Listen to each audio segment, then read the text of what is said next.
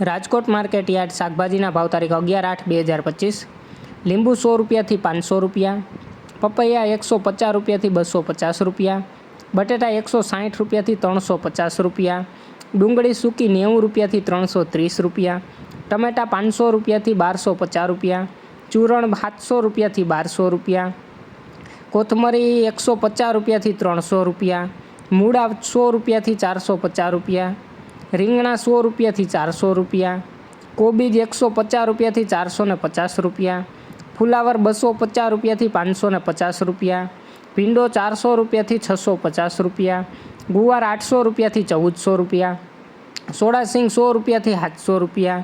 વાલોર 600 રૂપિયાથી 1200 રૂપિયા, ટીંડોળા 400 રૂપિયાથી 900 રૂપિયા, દૂધી 90 રૂપિયાથી 250 રૂપિયા,